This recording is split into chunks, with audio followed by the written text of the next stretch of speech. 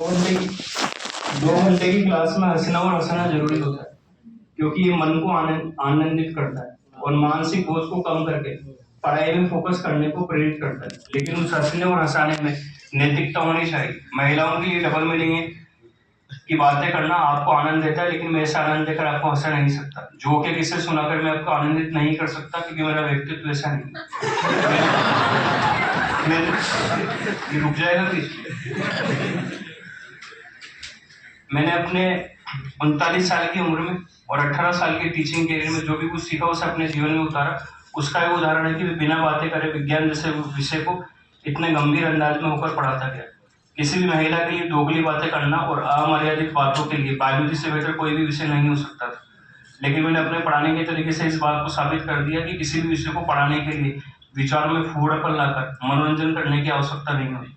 मैंने अपने अनुशासन और पढ़ाने के तरीके से आपके जीवन में बहुत सारे छोटे छोटे बदलाव किए हैं जिसे अभी आप समझ नहीं पाओगे।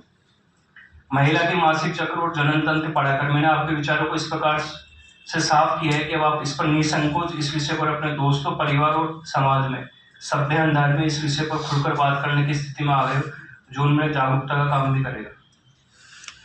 मेरे 2 घंटे बोर्ड का इस्तेमाल करने की कला, 2 घंटे के समय को इस्तेमाल करने की कला और पढ़ाने के लिए मेरा डेडिकेशन और साइंस जैसे रोचक विषय को इस गहराई से पढ़ाने और समझाने की कला। अगर आप इसमें आनंद उठाते और इसका मनोरंजन उठाते तो इससे ज्यादा आनंदित करने वाला कुछ भी नहीं हो सकता था, और यह आपके जीवन में अनेक बदलाव भी ला सकता था। मुझे पता है आप में से बहुत सारे लोग अभी नादान उम्र में, अगर मैं आपके साथ आपकी तरह नादान बन जाता तो मेरा मन मुझे विचलित कर देता। मैंने अपने विचारों को आपके लाखों कोशिशों के बाद भी आपके विचारों के आगे नतमस्तक नहीं होने दिया, बल्कि मुझे ये विश्वास है कि जिसने साइंस की पूरी क्लास ईमानदारी से ली है तो मैं ही जाते समय आपकी सोच बदल कर जाऊँ। मुझे पता है आप में से अधिकांश लोग मुझे नापसंद करते हैं, जिसके अनेक कारण हैं।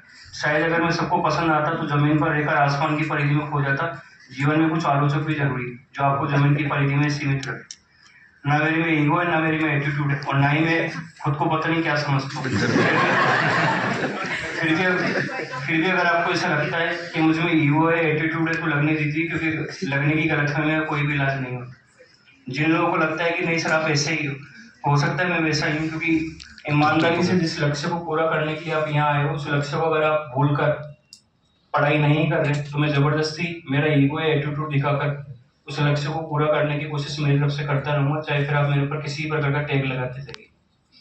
विचारों में सभ्यता लाइए, महिला पात्र को आपके मनोरंजन का हिस्सा ना बनने दें। इसके लिए अपने अंदर परिवर्तन कीजिए, और यकीन मानिए आप साइंस को सबसे बेहतरीन तरीके से सीखें।